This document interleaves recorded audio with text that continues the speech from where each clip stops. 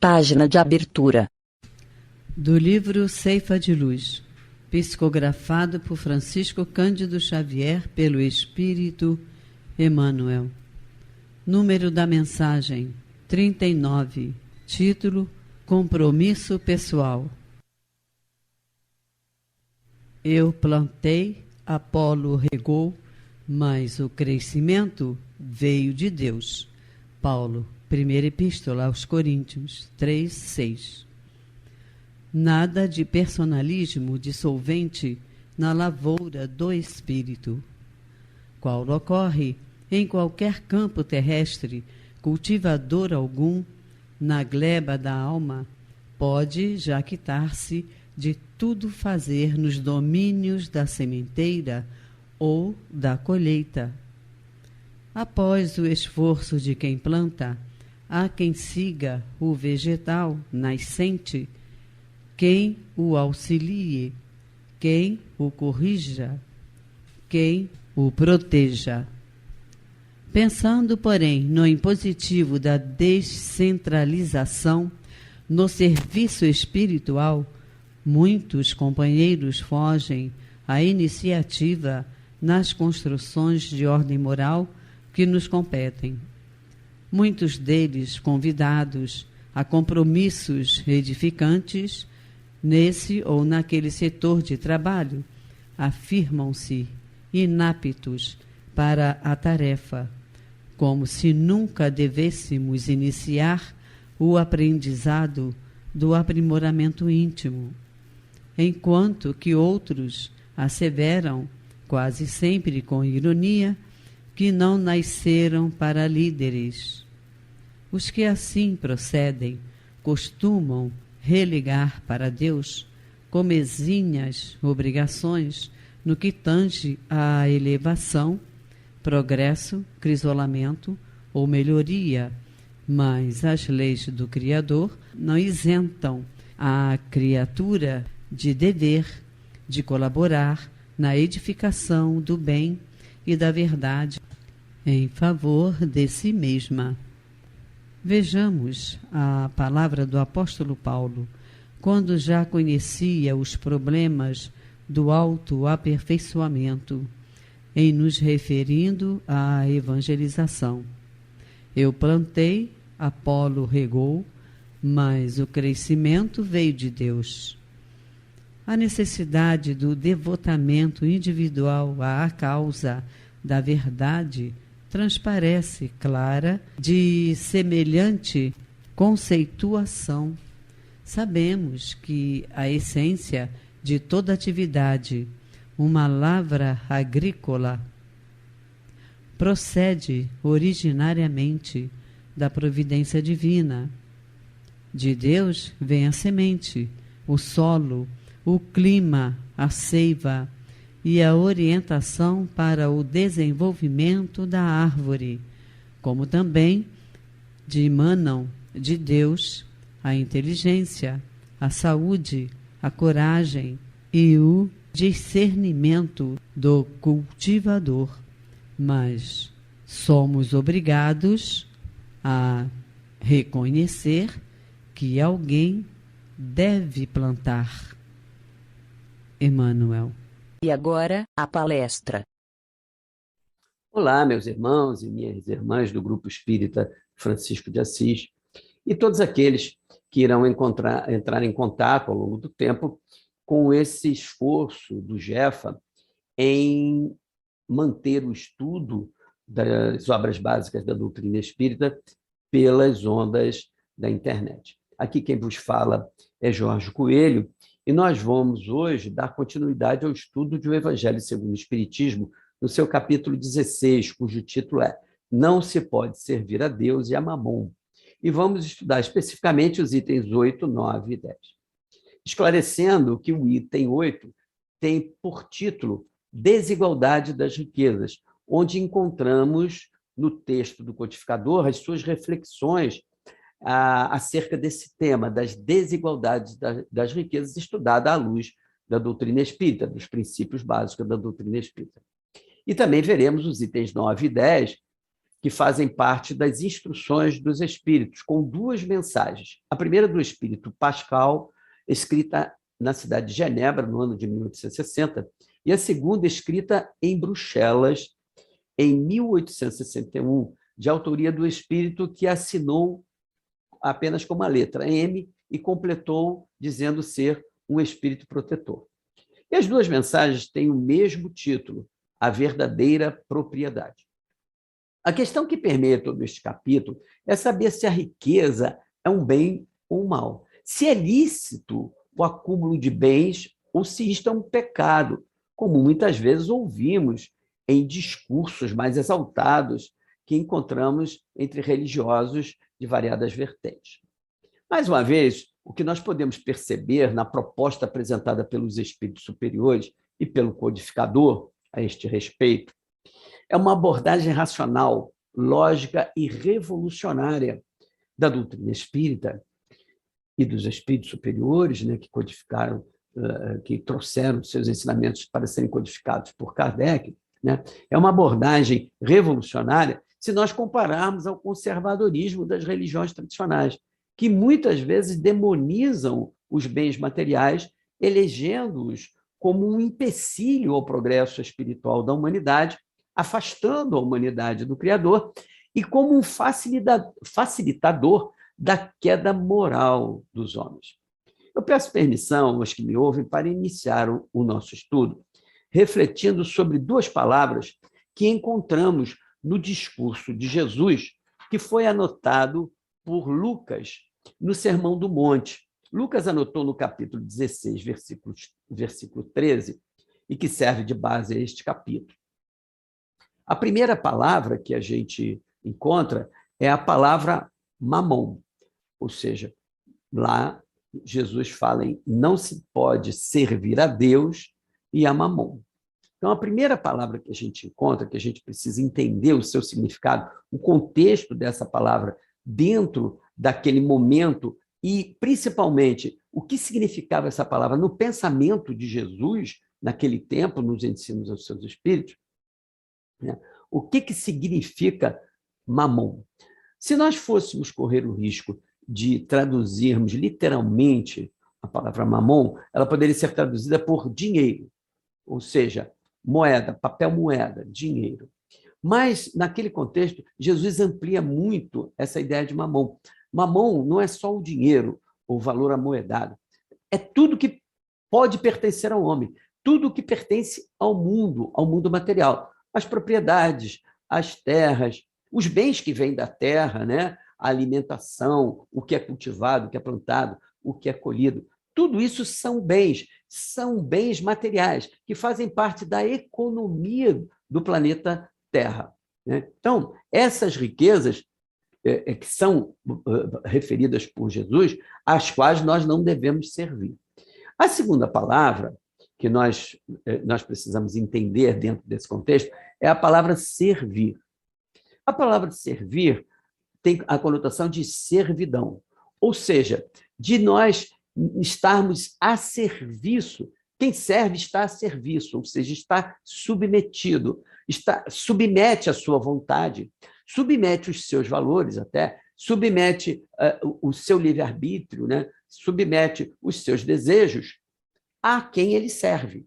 Então, na realidade, se nós observarmos, Jesus não condenou, em hipótese nenhuma, a riqueza. O que Jesus condena é a servidão, ou seja, é servirmos mais a riqueza do que servirmos aos bens imateriais, representados na fala de Jesus por Deus. Quando Jesus diz não se pode servir a Deus e a mamon, ele quer dizer não podemos ser serviçais, não podemos estar submetidos aos valores materiais em detrimento dos valores imateriais representados por Deus. Quais são esses valores imateriais?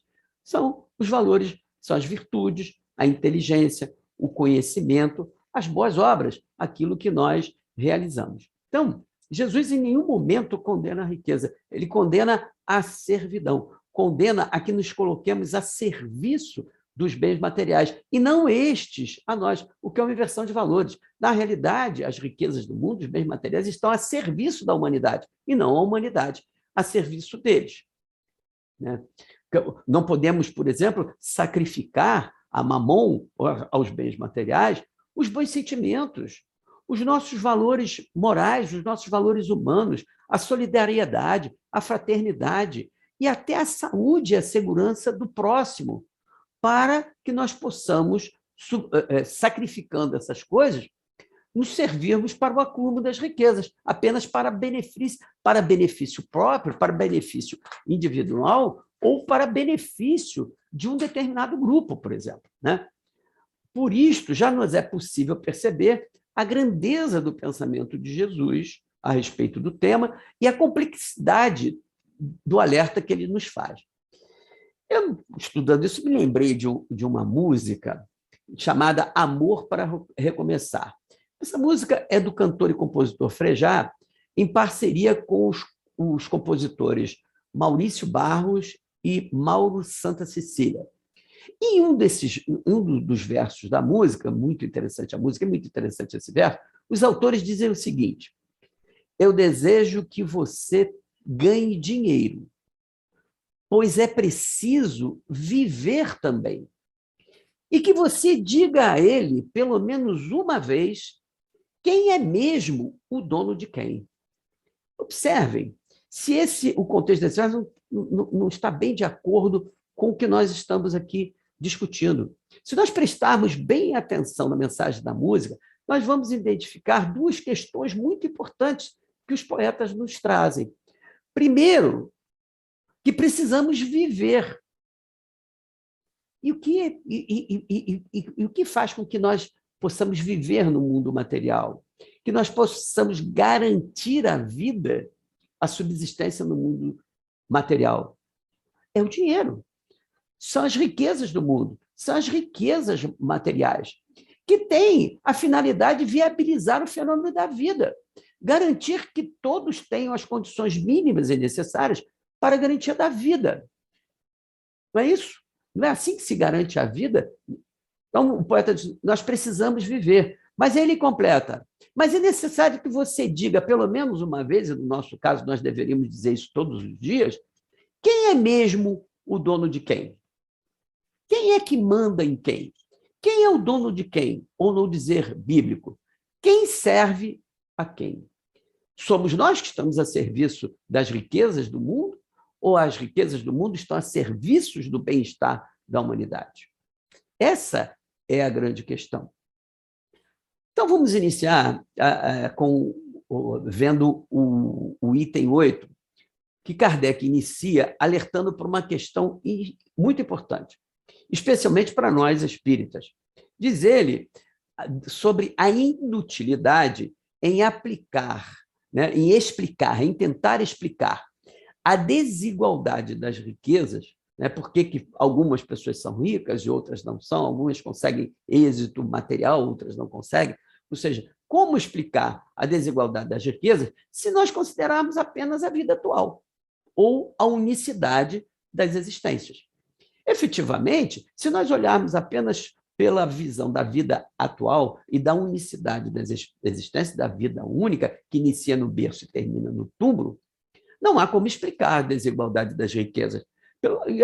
Ainda tem uma questão pior. Nós podemos, se nos aferrarmos a essa ideia, nós podemos, inclusive, acusar Deus de ser parcial e de ser injusto, porque aquinhoou alguns dos seus filhos, das suas criações, em detrimento de outros. Fez com que alguns, poucos, muito poucos, fossem muito ricos, e a grande maioria das criaturas tivesse uma vida de sacrifícios, de lutas, e alguns até, e não são alguns, são milhares de pessoas, milhões, na realidade, são milhões de pessoas que passam fome, que não têm o que comer, que perecem de fome, né? Então, se a gente olhar só por isso, a gente vai acusar Deus de parcial e de injusto. Então, a reencarnação é preciso ser colocada nesse raciocínio, porque a reencarnação vai explicar a nossa realidade atual. Porque o que é a nossa realidade atual? Nossa realidade atual é o somatório de tudo que nós fizemos, do que vivemos ou deixamos de fazer, do que fizemos de certo e de errado, do que realizamos de bom ou de mal e das nossas omissões nas vidas passadas. Tudo isso compõe um conjunto da realidade que hoje nos cerca. as nossas habilidades, o desenvolvimento da inteligência, as nossas competências, as provas pelas quais temos que passar, as expiações pelas quais nós temos que passar. Tudo isso está determinado pelas nossas vivências anteriores, e tudo isso nos cerca hoje, na vida atual.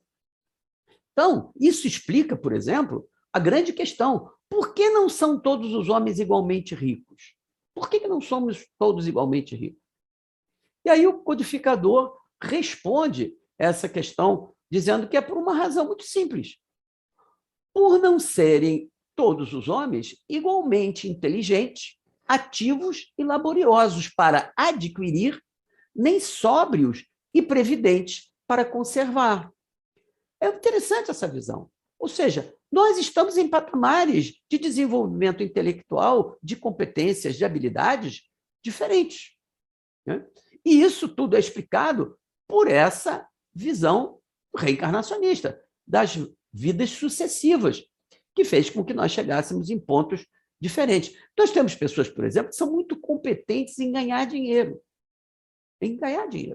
mas não são competentes em preservar o dinheiro, em guardar o dinheiro, né? Não são bons poupadores.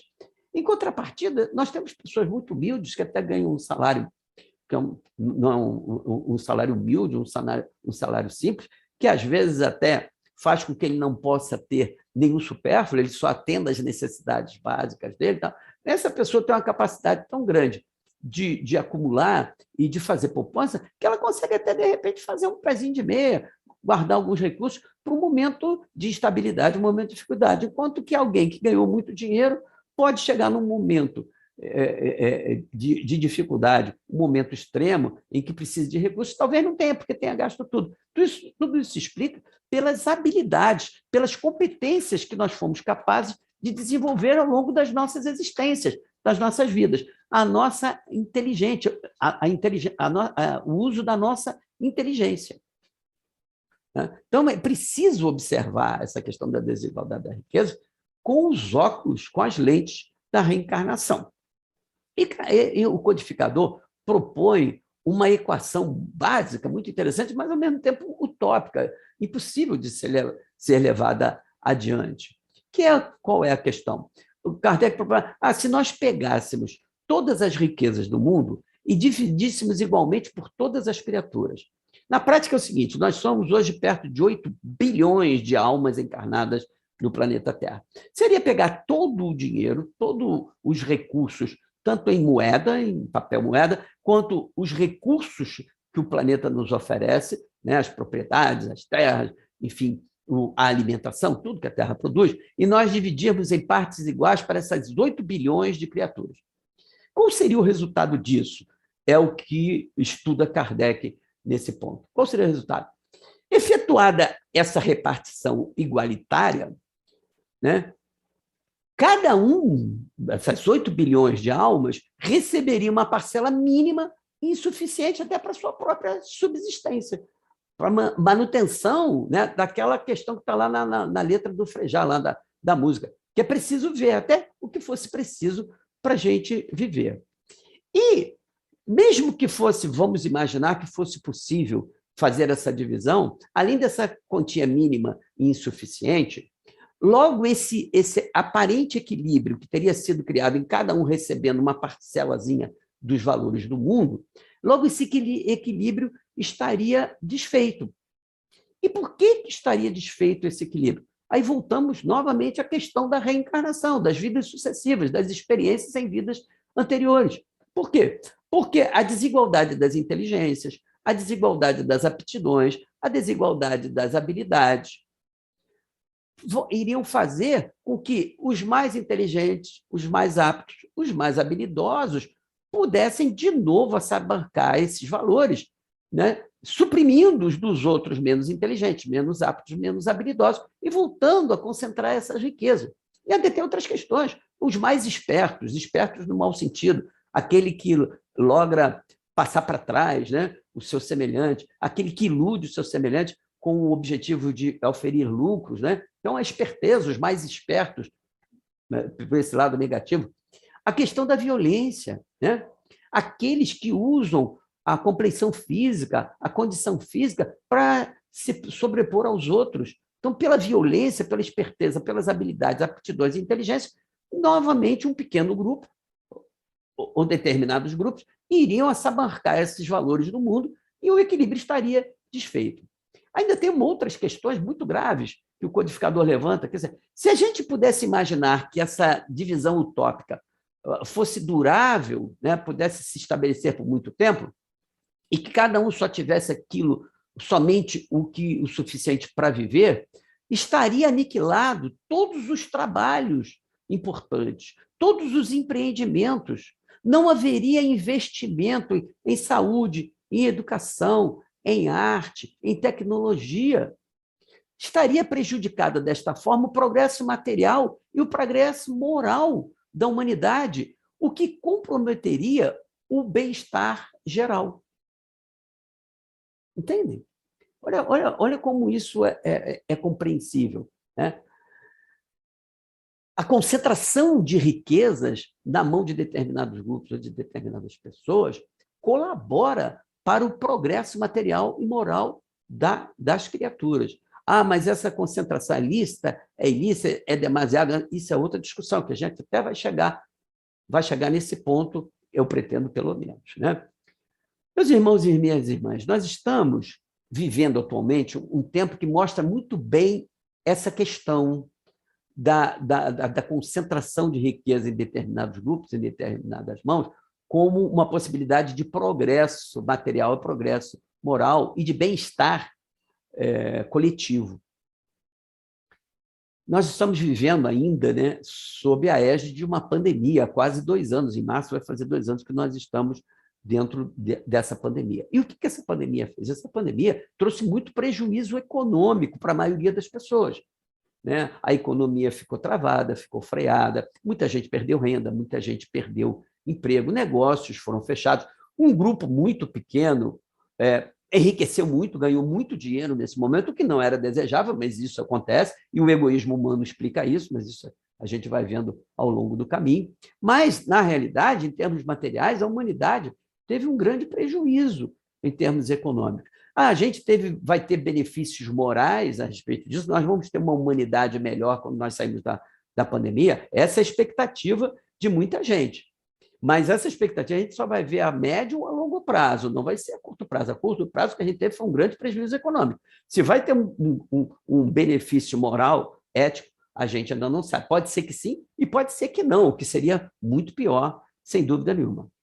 Mas se nós compararmos esse momento que nós estamos vivendo de pandemia e esses 2 anos dessa vivência, se nós compararmos com outros momentos na história da humanidade em que enfrentamos outras epidemias, outras pandemias, nós vamos perceber que nós tivemos um resultado, nós tivemos uma reação a tudo isso muito rápida. Tanto é que as pessoas questionam muito. Poxa, mas essas vacinas vieram muito rápidas. E por que vieram muito rápidas? Né? Por que a gente pôde rapidamente produzir vacinas que estão protegendo a saúde das pessoas, estão evitando que as pessoas fiquem mais doentes a ponto de comprometer a vida? Então, as vacinas estão salvando vidas, as vacinas estão impedindo que as pessoas fiquem mais doentes. Aí tem gente, mas as vacinas não protegem 100%. Não, não protegem. Nenhuma vacina protege 100%. Né? A vacina do sarampo, por exemplo, que é tão conhecida e que tanto bem fez à humanidade, ela não protege as pessoas 100%. Pessoas vacinadas pelo sarampo podem pegar a doença, só que elas não vão ter uma forma grave da doença, não vão perecer e não vão ter sequelas da doença. Mas elas podem pegar. É a mesma coisa que acontece com a vacina. Então, nós tivemos uma rapidez muito grande em encontrar vacinas que nos está ajudando, de uma certa forma, a economia a voltar, as pessoas voltarem a ter emprego, enfim, a vida voltar o mais possível ao normal. Se bem que a gente ainda precisa usar a proteção da máscara, o álcool em gel, o distanciamento social, essas coisas que ainda são desejáveis.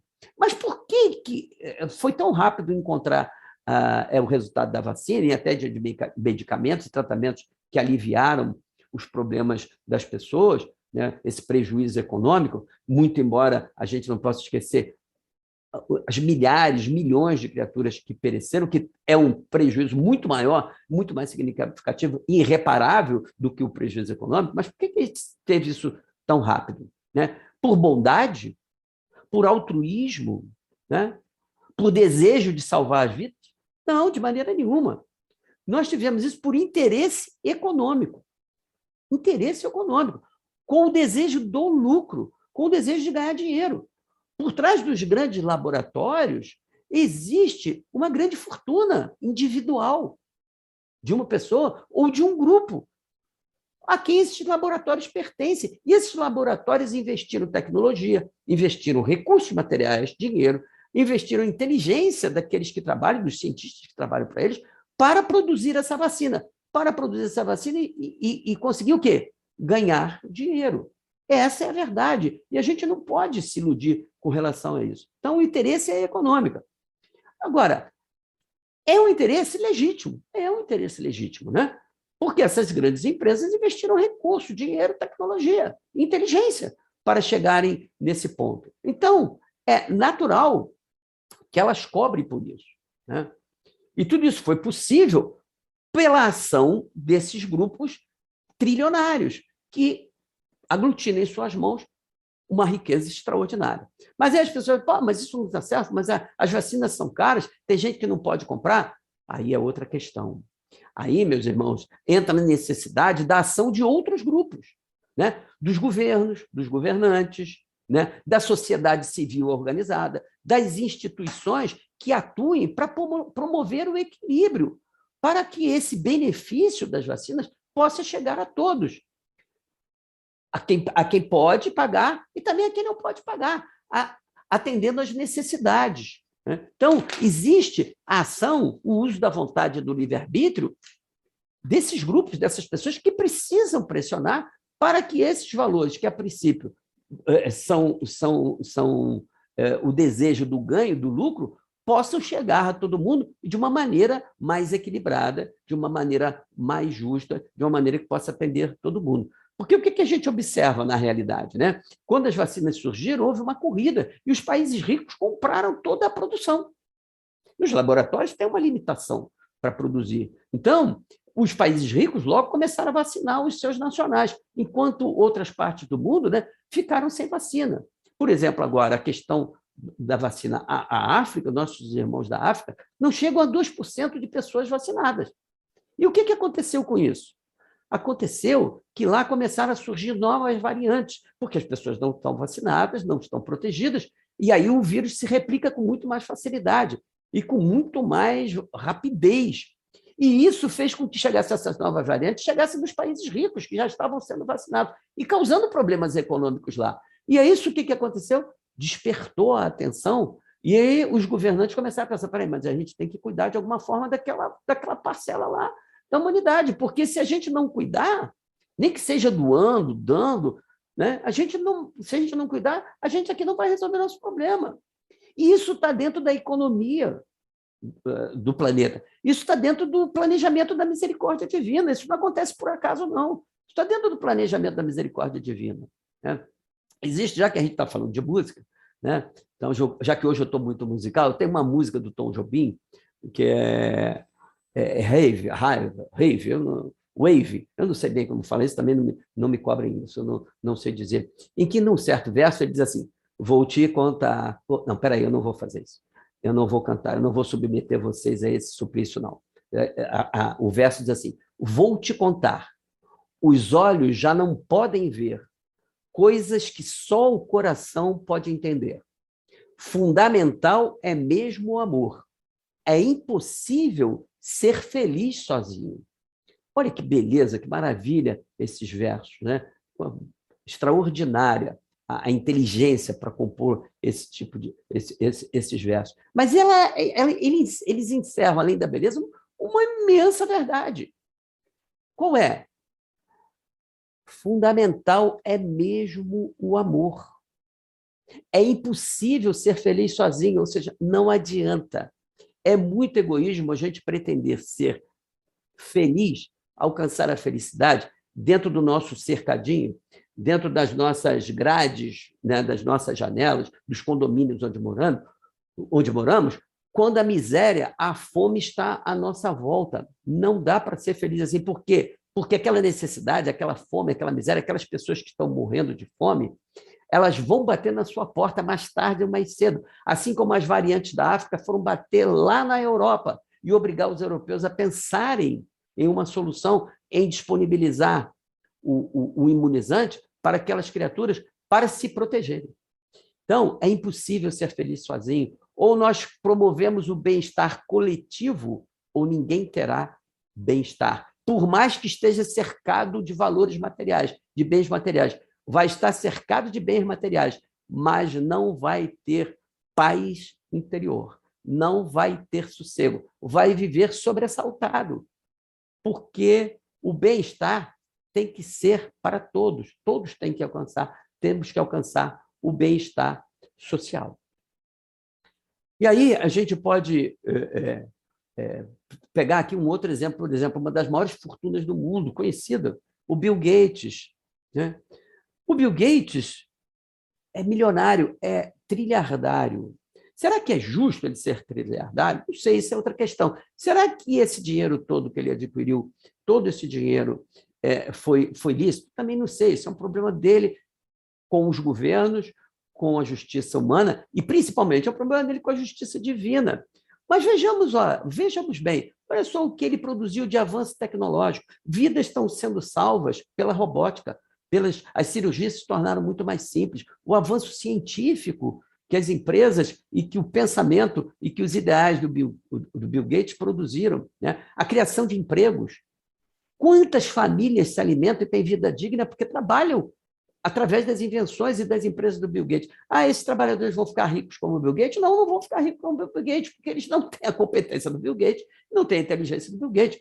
Eles não têm as habilidades do Bill Gates, eles têm outras habilidades que o Bill Gates não tem. Então, eles não vão ficar milionários, com certeza, mas eles vão ganhar o pão de cada dia, honestamente, e vão ter uma vida digna, e vão ter o bem-estar que lhes é capaz, que está de acordo com as habilidades que eles têm, com as capacidades que eles têm, né? Então, por falar, né, em bem-estar, o que é bem-estar, por exemplo, né? Vamos esquecer as questões individuais, porque essa questão de bem-estar está muito ligada aos nossos desejos. Então, o que é o bem-estar para mim é diferente do que é o bem-estar para uma outra criatura. Então, vamos esquecer, mas vamos falar do bem-estar coletivo, que é esse que se precisa alcançar, que se deseja alcançar. E é esse bem-estar coletivo que as riquezas do mundo podem promover e que as grandes fortunas, os homens trilhardários, os grupos trilhardários podem promover, sem dúvida nenhuma. Qual é o bem-estar social? É que todos têm o mínimo necessário para poder viver com dignidade, ter uma alimentação decente, ter acesso à educação, ter acesso à saúde, ter a possibilidade do desenvolvimento do intelecto, do desenvolvimento das suas habilidades, das suas competências. Então, esse é o bem-estar coletivo. E aí cada um vai fazer com isso o que for possível, o que for capaz. E até a gente pode dizer, falando que está dentro do seu planejamento reencarnatório. Para vocês terem uma ideia, para vocês verem como essa questão do investimento, que é da riqueza do mundo, né? Dessa riqueza da economia do mundo, é importante e que ela pode ser multiplicada para nós atingirmos o bem-estar. A FAO, a Organização das Nações Unidas para a Alimentação e Agricultura, nos diz que, com o avanço tecnológico dos implementos de agricultura, do maquinário, né, das novas tecnologias de plantio, de colheita, usando muito menos terra para colher muito mais, para produzir muito mais, a FAO nos diz que a agricultura mundial tem condições de produzir alimento de qualidade, para alimentar 12 bilhões de criaturas. 12 bilhões de criaturas. Eu, há pouco atrás, falei que nós hoje temos 8 bilhões de almas encarnadas no planeta. Ou seja, nós temos condições tecnológicas, nós temos condições de fazer com que a Terra produza alimento de qualidade para saciar a fome de 8 bilhões de criaturas, ainda sobraria 50%, né, desses valores, 50% dessa alimentação, né? Então, a rigor, nós não precisaríamos ter ninguém morrendo de fome. Nós não precisaríamos ter fome no mundo. Mas e por que tem gente passando fome? Por que gente morre de fome? Por um detalhe muito simples, pelo nosso egoísmo. Porque o que ainda nos estimula, o que ainda estimula os nossos desejos, é o egoísmo, né? Então, enquanto nós formos egoístas, enquanto nós estivermos submetidos ao egoísmo e não à caridade, a fome vai existir no mundo. Tem muita gente que prefere jogar fora o alimento em vez de doar ou de vender mais barato, que é para manter o preço do produto no mercado. Porque se botar muito produto no mercado, o preço cai muito, né? Então, as pessoas preferem jogar alimentação fora. Isso é um problema de quem produz e joga alimentação fora? É também, mas é também um problema nosso, de cada um individualmente, da nossa omissão, porque nós nos omitimos diante disso. Nós conseguimos não nos indignar quando sabemos que tem gente morrendo de fome, que tem gente que não tem o que comer, e nós nos calamos diante disso. Nós não somos capazes de levantar as nossas vozes, nós não somos capazes de nos organizar, nós não somos capazes de implementar ações pacíficas, ações inteligentes, que possam fazer com que a mentalidade mude, com que criaturas não precisem passar fome. Se nós temos essa capacidade de expandir a riqueza material para atender às necessidades básicas, para atender ao bem-estar de todas as criaturas, né? O Kardec ainda fala aqui no seu comentário 8 sobre a questão do aguilhão. Um aguilhão é o seguinte: é aquele espeto, aquele garfinho que fica nos espetando, fazendo a gente caminhar, fazendo a gente sair do lugar, fazendo a gente evoluir, fazendo a gente progredir, como muitas vezes são as expiações, as provas, e até os processos obsessivos que muitas criaturas passam, são aguilhões, são espetadelas para a gente poder sair do lugar, para a gente poder melhorar, para a gente progredir. Então, esses aguilhões, o que são na realidade? São os desejos que a gente tem, né? A gente tem o desejo de enriquecer, a gente tem o desejo de melhorar. Esse desejo de enriquecer e de melhorar é o aguilhão que nos impulsiona ao progresso material. E impulsionando ao progresso material, vai impulsionar o progresso científico, o progresso tecnológico e, em última instância, o progresso moral da humanidade. Na realidade, meus irmãos, segundo a economia, isso é um princípio econômico, né, os bens materiais são escassos e o desejo humano é infinito. Então, os bens materiais não atendem aos desejos humanos, e os desejos humanos não são comportados dentro dos recursos materiais. Então, o que faz, nesse sentido, com que a riqueza, os valores, a concentração de riqueza, faz com que a riqueza do mundo, os valores materiais, a economia planetária se expanda, produza muito mais, sempre tentando atender a esses desejos, que serão sempre ilimitados em relação ao que a gente pode produzir, exatamente por causa do egoísmo, mas que é o aguilhão que faz a gente caminhar para frente. O dia que a gente conseguir equacionar os nossos desejos, né, com o sentimento de caridade e de fraternidade, a gente vai encontrar o bem-estar social, a gente vai evitar muito dessas mazelas que a gente tem visto por aí. Kardec faz um questionamento, né? Por que, então, Deus permite que a riqueza se concentre em certos pontos, na mão de determinadas criaturas ou de grupos? Por quê? Exatamente por essa questão, para que possa permitir que essa riqueza possa ser expandida em quantidade suficiente para atender o bem-estar coletivo, não para atender aos desejos egoístas, mas para atender o bem-estar coletivo. Então, essa concentração de riquezas expande a economia planetária, né? Outra questão é por que Deus permite que pessoas incapazes de fazer bom uso da riqueza detenham riqueza, mantenham nas suas mãos. Aí, Kardec fala uma questão que é bastante interessante para a gente refletir.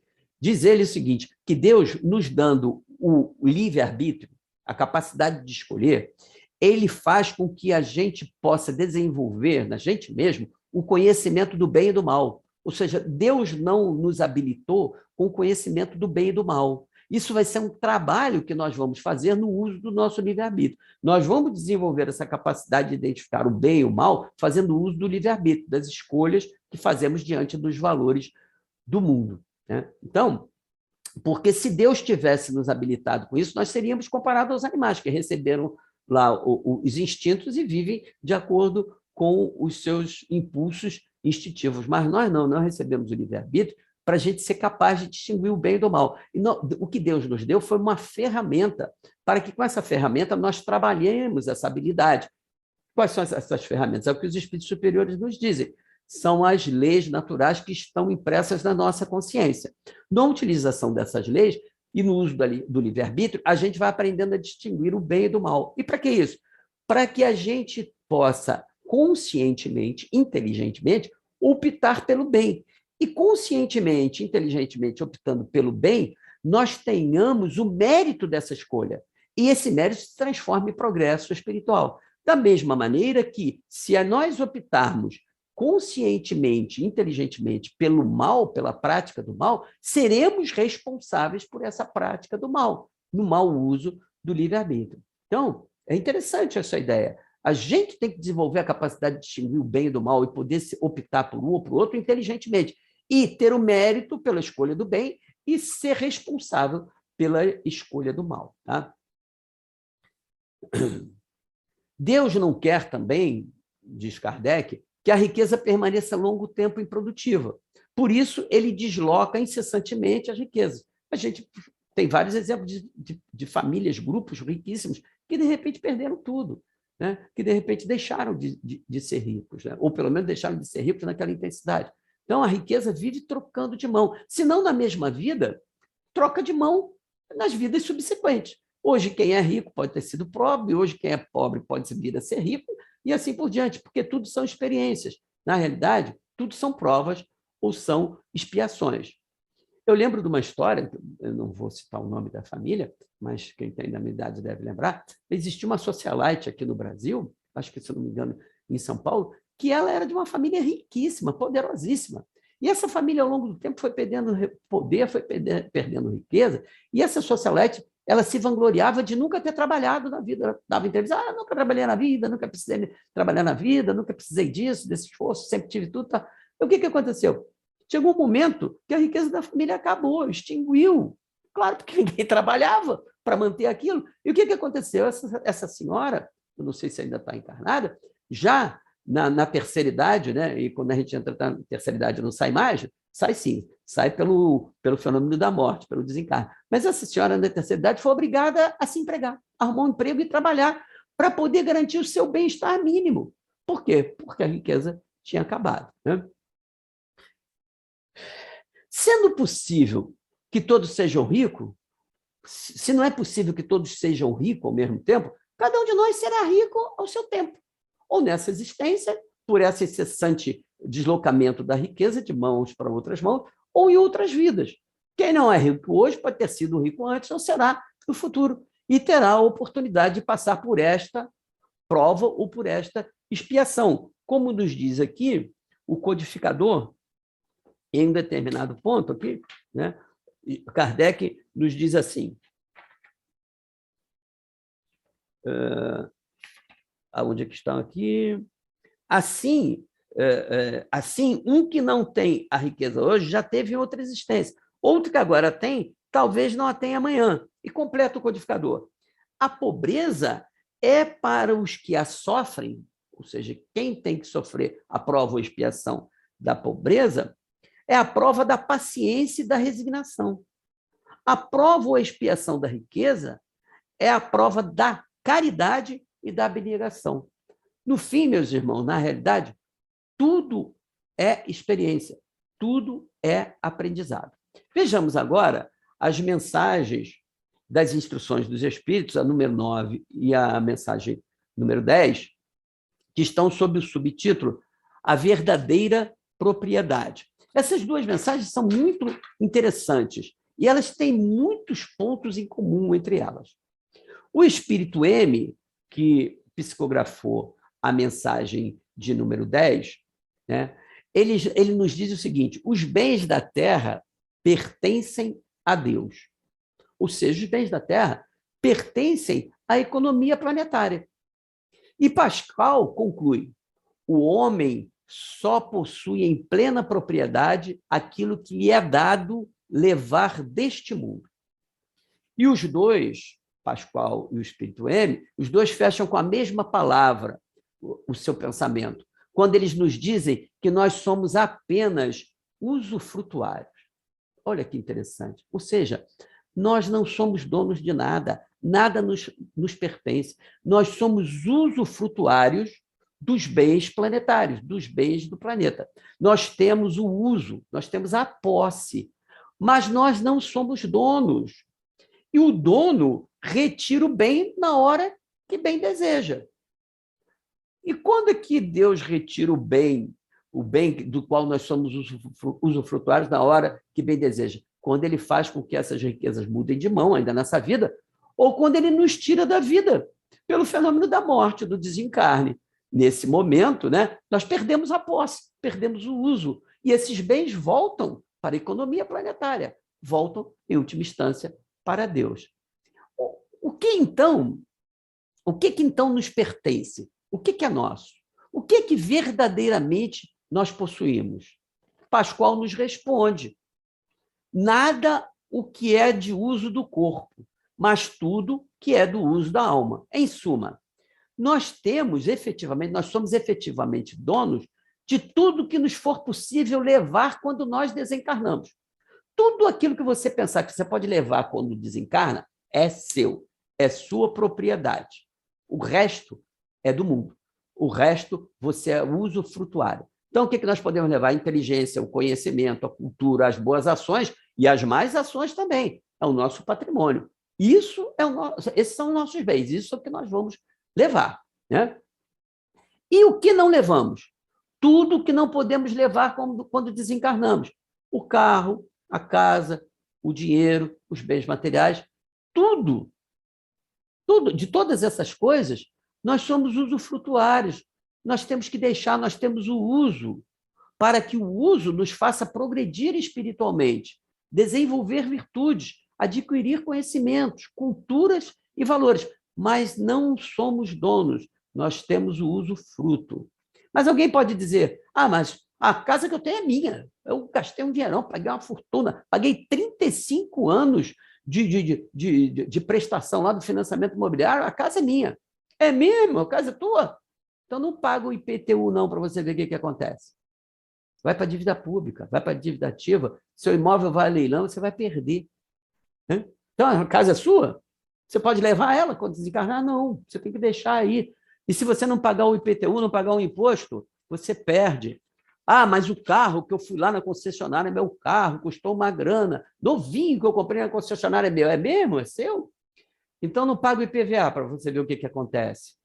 Disso tudo, do carro, da casa, tudo, nós somos usufrutuários. O IPTU, o IPVA, são aluguéis que nós pagamos ao governo para poder morar naquela casa, para poder andar no carro que a gente comprou. Nós pagamos aluguéis para poder ter isso. Então, a gente não é dono, a gente apenas tem o uso. Né? E quando chegar o momento, o dono toma da gente. Seja o dono a concessionária, o financiador, seja o sistema financeiro, ou o dono, seja Deus, quando nos retira da vida. E ainda tem um outro problema, outra questão, né? Porque muita gente acumula um monte de bens, desencarna e deixa uma herança aí. Para quê? Para servir de briga, de confusão, de disputa judicial entre os herdeiros ainda ficarem, aquele velho morreu, ainda deixou isso tudo aí, não fez nem um testamento para facilitar, agora a gente está há 20 anos aí brigando na justiça para poder ver esse negócio desses bens aí, ainda vai ficar xingando, ainda vai ficar mandando umas vibrações deletérias que vai te alcançar lá no plano espiritual que você tiver, porque o que você deixou está dando problema para eles. Aí aquele negócio que você gostava tanto, amava tanto, esse negocinho assim que você guardou durante 50 anos, porque você gostava tanto, aí vai bater na mão do neto, do sobrinho ou do filho, assim, esse troço aqui, papai guardou isso, não sei para quê, joga isso no lixo, não serve para nada. Aquele negócio que você gostava tanto, foi para o lixo, porque para eles não servia. Né? Então, ainda tem essas questões. E eu vou dizer uma coisa para vocês ainda mais dramática. Né? Nem o corpo nos pertence. Até do corpo nós somos usufrutuários. Tem muita gente boa que enche a boca para dizer assim, o corpo é meu, eu faço dele que eu bem entender. Não, não é seu. O corpo não é seu. O corpo é uma concessão divina para que você possa evoluir, progredir espiritualmente. Você desencarna e não leva o corpo, você devolve o corpo para a economia da Terra, para a economia do planeta. Então, você também é usufrutuário do seu corpo e você deve dar a esse usufruto o melhor destino, o máximo de cuidado, para que você possa garantir que ele exista por tempo suficiente para que você possa aprender, evoluir, progredir.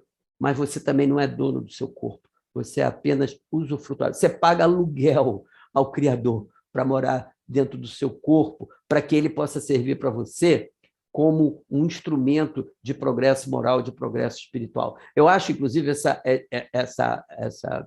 esse ícone, esse emblema do corpo, o exemplo mais retumbante, mais extraordinário da riqueza material que concorre em benefício do progresso espiritual das criaturas. O corpo é um bem material, é um bem do planeta, que é fundamental para que nós nos tornemos pessoas melhores, para que nós possamos progredir espiritualmente.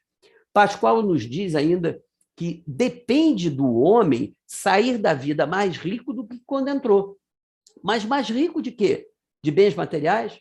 Não, nós não levamos esses, mas dos bens imateriais, daqueles que seguem conosco, os que são de utilização da alma, a inteligência, as habilidades, o conhecimento, enfim, as nossas virtudes, né? Aquilo que nós conseguimos amelhar de progresso moral.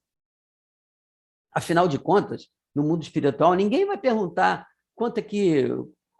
quantas casas nós tínhamos, quanto nós tínhamos aqui no planeta da Terra, né? Se nós éramos ricos, né? Quanto é que eu tinha aplicado no banco, quanto é que eu pagava de imposto de renda, por exemplo. Ninguém vai me perguntar isso, mas vão me perguntar se eu soneguei imposto de renda, tá? Vai me perguntar, quanto você sonegou de imposto de renda?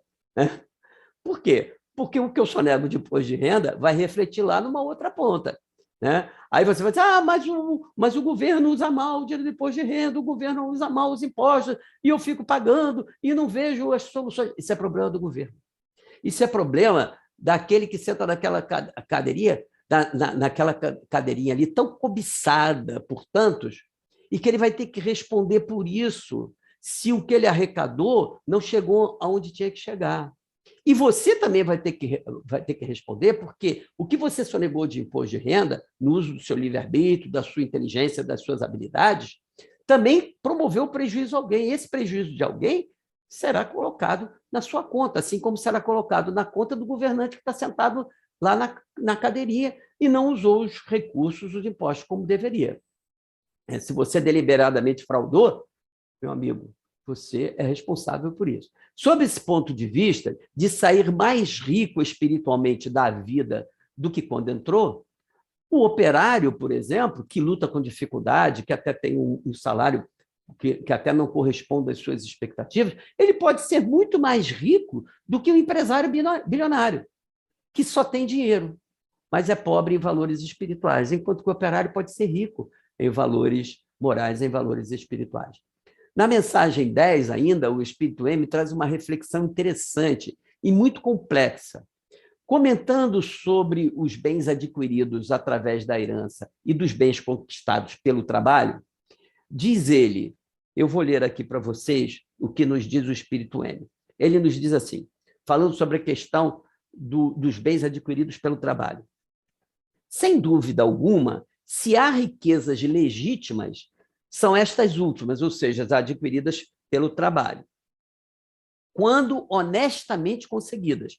Porquanto, olha só, isso está inclusive em itálico para chamar a atenção, porquanto uma propriedade só é legitimamente adquirida quando da sua aquisição não resulta dano para ninguém.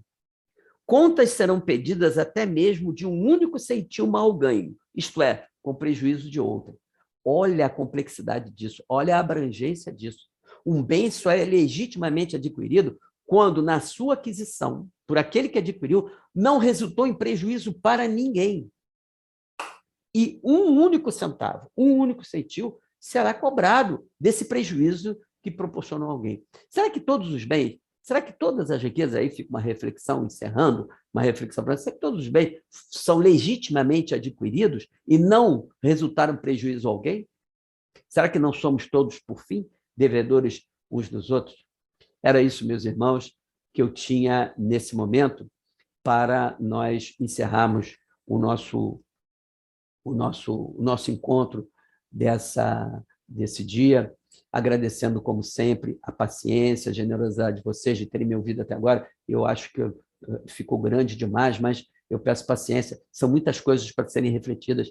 A grandeza do estudo e a grandeza da abordagem da doutrina espírita nos permite muitas reflexões que são tão importantes nos dias de hoje, quanto era há quase 200 anos atrás, e serão importantes há milênios aqui para frente. Fiquem com Deus, tenham todos muita paz. Até a próxima, se Deus quiser.